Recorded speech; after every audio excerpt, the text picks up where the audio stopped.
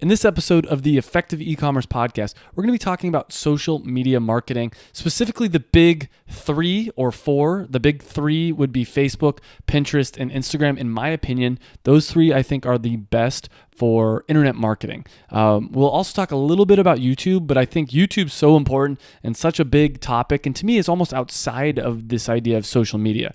It's its own separate beast. So in the next episode, we'll dive in deep into YouTube. So this episode, we're really going to focus on Instagram, Pinterest, and Facebook.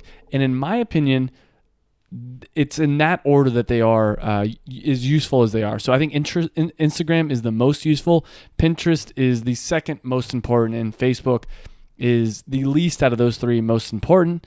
And the reason for that is there's a lot of different reasons, but one of them is that Facebook, it's kind of pay to play now. And we'll dive in deeper what I mean by this later. It used to be awesome for internet marketing, but the problem with it now is that they make money, a lot of money off their advertising. So if you're just posting and you're not paying, they don't really give you a lot of exposure. So that's a really important point, but let's talk about some of the general strategies. So you probably know what social media is. If you don't, I don't know, you've been living under a rock or something like that. But social media is basically just a way for people to connect on the internet, to share things that they're interested in. So Instagram's it was really important for sharing photos, but now it's also starting to share videos. Same thing with Facebook. Facebook was a way to connect with other people, share photos, and now videos also is becoming very important. Pinterest is a little bit different. It's almost like a I don't know if scrapbook's the right word, but it's basically a place where more than anything, women tend to get together and they can pin ideas for recipes, pin ideas for different clothing, pin ideas on a bunch of different stuff. I mean, there are some men that use it, but very, very few from what I can tell. I've never really used it out of personal use, but the perfect use case I think for Pinterest is if you are, my sister was recently, she had a wedding and she had a bunch of different ideas. So she had a board where she just was able to put all her different ideas, like, oh, she likes these centerpieces. She likes this, whatever. Another one might be recipes. You might have a board of paleo recipes, and we'll talk more about all this later in this episode, but it might be if you have a paleo diet, you follow the paleo diet and you want a board where you can pin all the different recipes. And that's how those are important. So let's talk about a general strategy for all the different social media platforms first. The general strategy that seems to work the best is Gary Vaynerchuk, who has a few different books. He's on YouTube. You can check him out. He talks about jab, jab, jab, right hook. And so what does this mean? It means give good content, give more good content, and then ask for the sale. So in boxing, you jab, and then you find the right hook. You're not trying to knock someone out with the jab. You're trying to knock someone out with the right hook. Obviously, that's kind of an aggressive metaphor. But with social media, the idea isn't to constantly be saying, hey, 10% off. Hey, go buy our product. Hey, go do this. The idea is to have people follow you and want to follow you because you have such great information and such great content that they want to follow you. So on Instagram or Facebook, this might be you post such interesting and cool photos that people naturally want to follow you. And then 1 out of every 4, 5, 6, the ratio you can determine, very infrequently, you share something about your product. So when I think of something like this, I'm thinking like GoPro. GoPro, I haven't really followed their Instagram, but I'm willing to bet they do this.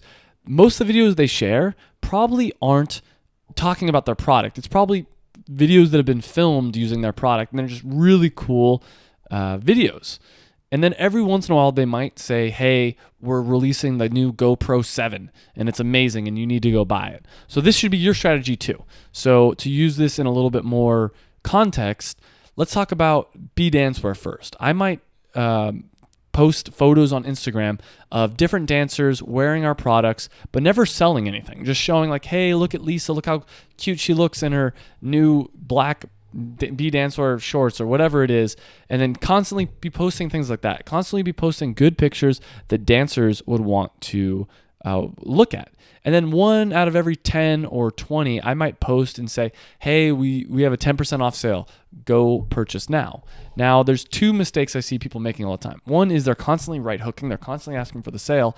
But the other is they never ask for the sale, or they never try to get the email address or whatever it is out of people. And so you want to find a balance. You want to find a balance of keeping people interested and entertained with your content, but at the same time, helping your business, because that's ultimately why we're doing this. So jab, jab, jab, right hook. The next thing to talk about here is native content to each platform. So a photo that would do really well on Instagram or maybe even on Facebook just wouldn't do well on Pinterest. People go to Pinterest to find recipes, to find how-to little infographics. They don't go on there as often to find beautiful photos. On Instagram and Facebook, people want to see beautiful photos. Specifically on Instagram, people want to see extra beautiful photos. On Facebook, it tends to be more photos of their friends and family. So that's something to keep in mind. Depending on what kind of content you're creating, or depending on what platform you're on, and you're trying to share your content, it should be a different content, if that makes sense. So once again, a YouTube video, for instance. YouTube, you might want a 5 to 10 minute video explaining how, explaining something. It doesn't really matter what. But then for Facebook, you might want a 1 minute video. And for Instagram, you might want a photo. And for Pinterest, you might want that in like a long infographic. So different platforms require different content for the most part. And you should try to have content that syncs with that platform, that content that people that are on the platform would expect. So that's the second point. And then point number 3 is it needs to be good content.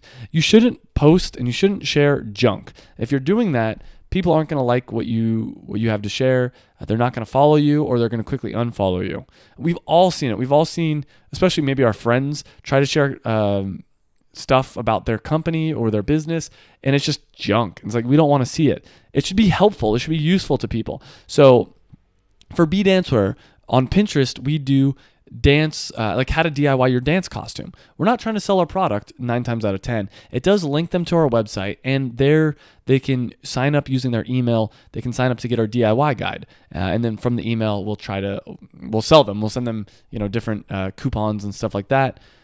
So that's one of the things that we do on Pinterest. So with Pinterest, it's all about DIY and stuff. For Performance Nut Butter, my other company, we would do recipes. We'd do how to create a paleo cupcake and use Performance Nut Butter as the icing. We'd do how to create all these different recipes, and we try to incorporate Performance Nut Butter in as many recipes as possible, but it doesn't necessarily need to be. And maybe even we could say, you could substitute almond butter for Performance Nut Butter, but the whole point would be trying to use our product as recipes.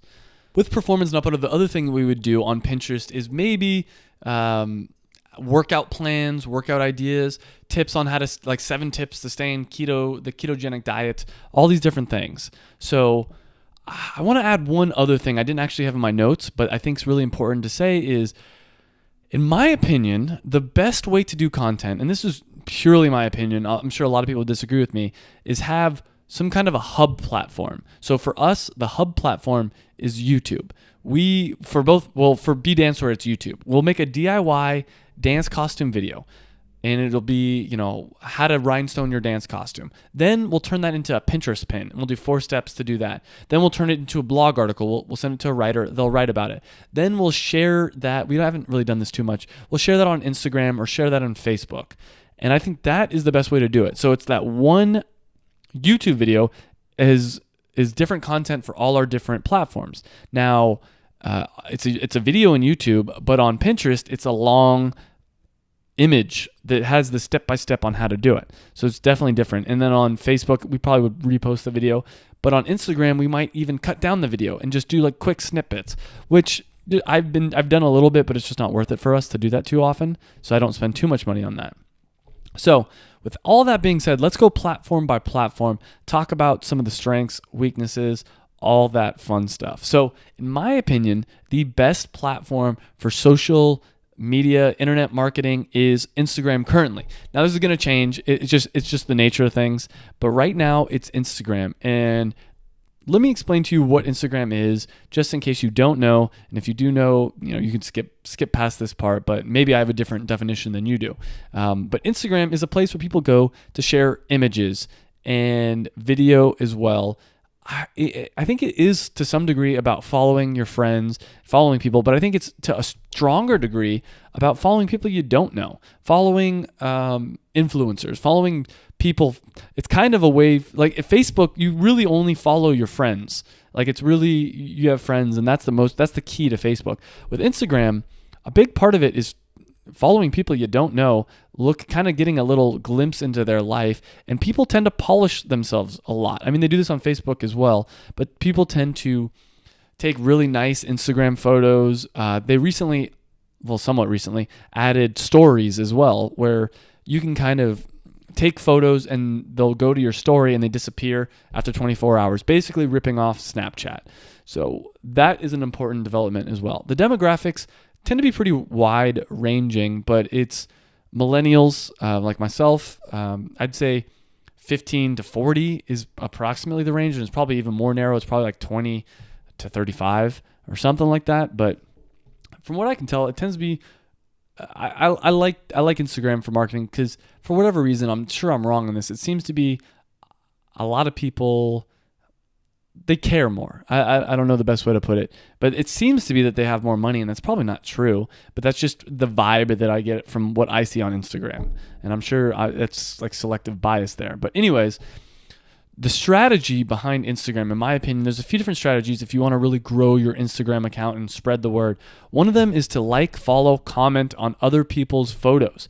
Because when you do this, they see that your company or you as an individual are liking, commenting, and following. And so what are they going to do? They're going to go check out your Instagram page. They're going to follow you. They're going to like you. They're going to check out your website, try to figure out who you are. So for Performance Nut Butter, this has been huge for me so far. And what I've done is, I go to a bunch of different people, and there's automated ways to do this. I don't want to talk about this too much for different reasons because it's against the rules technically, but there's automated ways to do this. I would check out the program Follow Liker, which is a program you can download on your computer, and there's similar ones too. You can download on your computer, and it'll automatically follow, like, comment on people's photos. It's probably not the best. It's not the best thing to do, but I know a lot of people that have grown really big businesses just doing that.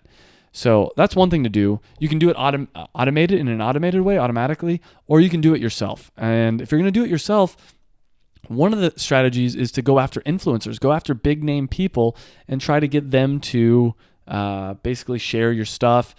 You can ask them, hey, can I send you a free product? In return, will you post about it on your account? You can do all these kind of crazy things like that. And that's really important. So it's a great way to build relationships with high-level influential people.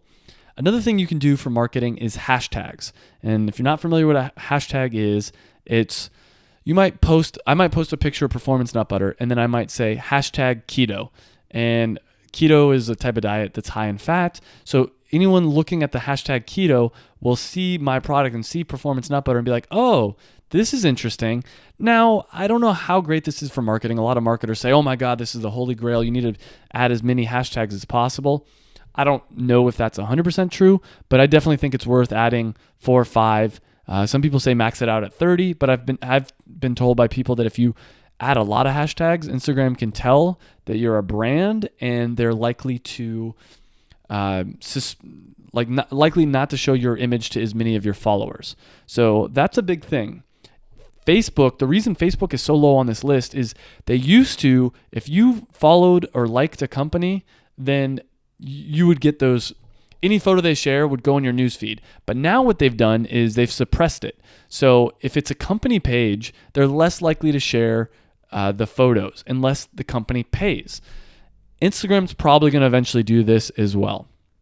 So anyways, just to recap here, like, follow, comment, use hashtags, go after big name people, try to create relationships, and you can encourage people to comment and engage with your photos, which is important. I don't know how much Instagram is doing this right now, but I believe pretty soon, depending on the amount of engagement that your photo gets, is probably going to be related to how much they share your photo with your followers, just like Facebook does. So that's kind of the recap there. Next up is Pinterest.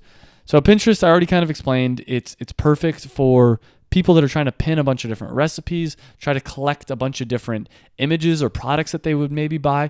It's almost like a not a scrapbook, but like a place to gather information. And people also use it as a search engine. Some people will search recipes on there. Some people will search how to fix, how to DIY something. The demographics are strongly female. There tends to be way more women on Pinterest than any of the other platforms relative to how many men there are. So if you have a product that caters towards women or is preferentially used by women, it's probably great. For performance nut butter, even though my product's not designed specifically for women in mind, I'm going to do on Pinterest, I would do recipes. I would do how to use performance nut butter to create a delicious cake or whatever it is. So some content ideas for Pinterest include DIY, how to DIY a dance costume, how to DIY, any random like around the house thing, how to make a table, how to do this. Try to think what your product is and try to use your product somehow in a DIY sense. If your product helps, relieve back pain, show 5 back pain tips, whatever it is. Recipes is another big one. If you have a product that's food or food related, recipes are perfect. Keywords are very important with all of these, so keep that in mind. Try to figure out what people are going to be searching for on Pinterest and make sure that your images name that. Make sure that that text appears in your description of it. And there is a lot of other content ideas for Pinterest. I'm not an expert at Pinterest by any means, but I do know it works to drive traffic to your website. I think our third biggest source of traffic is Pinterest. So that's been pretty cool, and I definitely recommend it. It's pretty easy. And one of the good things about Pinterest, as opposed to Facebook or Instagram, is there's a long-term gain there. Same thing with YouTube. If you have a YouTube video, over time, it'll actually get more and more traffic and it will snowball. With Instagram, after a few hours, nobody will ever see that post again unless they go back through your profile. Same thing with Facebook. After a few hours to a day, no one's ever going to see that post again. And Pinterest, there tends to be a snowball effect. Like a few people like it, and then more people like it, and share it, and pin it, and it's just a total viral effect right there. So last but not least is Facebook. And everybody knows what Facebook is. If you're watching this video and you don't know what Facebook is, I don't even know what to say. Or if you're listening to this podcast, I guess I should say as well. Demographics tend to be pretty much about everyone, not so much younger people. Younger people tend to be using Instagram or Snapchat, specifically Snapchat the most. And right now, the reason I'm not going to talk about it in depth too much is I think the only way to really do Facebook successfully is to pay for it, to do Facebook ads. And if you don't want to do Facebook ads, it's tough. It's not impossible, but it's definitely very tough. So after that, I would say the best way to do Facebook is just do really interesting, engaging posts.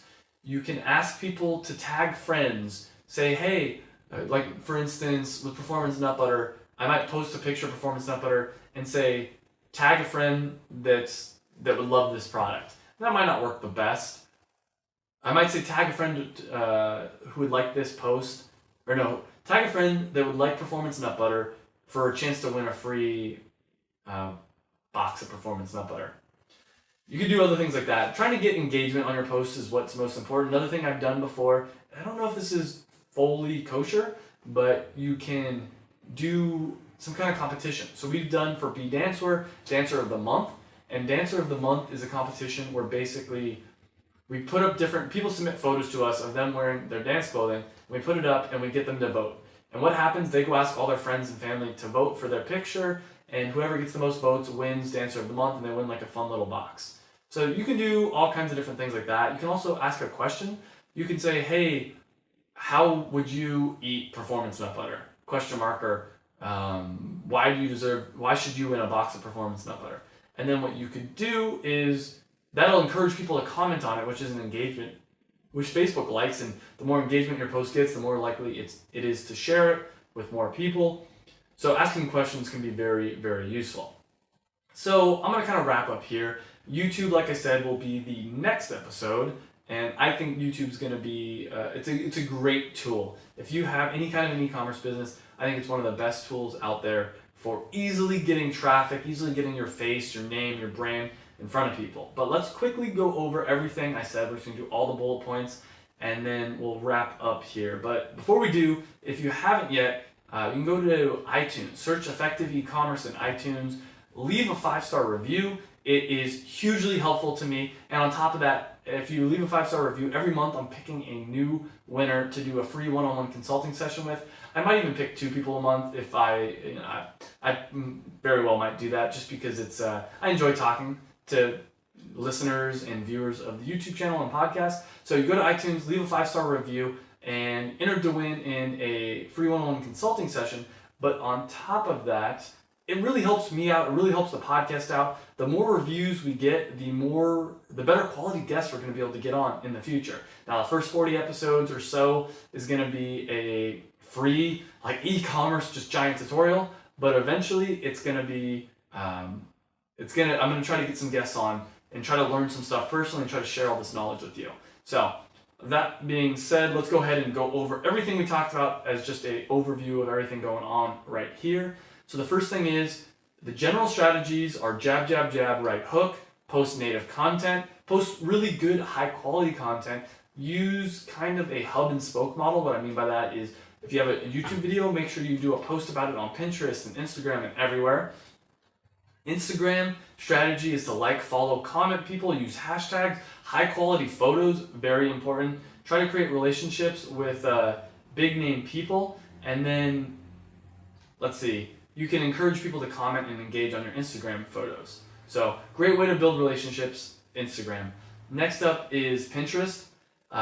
Post good quality content, post DIY, post recipes. And I don't know if I mentioned this, but you might want to do, for B-Dancer for instance, we do how to DIY a dance costume, and it's a step-by-step on how to rhinestone a dance costume. And at the bottom I say, click here to see the full video. And when they click on there, it takes them to a page where they can see the video. Or you can say, click here to get the DIY guide, and when they click there, it'll take them to a page to get the DIY guide. Next up is Facebook. Kind of pay to play. You can definitely experiment with it. Try doing some just organic Facebook marketing, but you can ask people to try to engage with your posts. I'm not going to belabor this one too much because I really don't think it's that powerful anymore. I'm sure there's someone out there that can prove me wrong, but Facebook wants your money.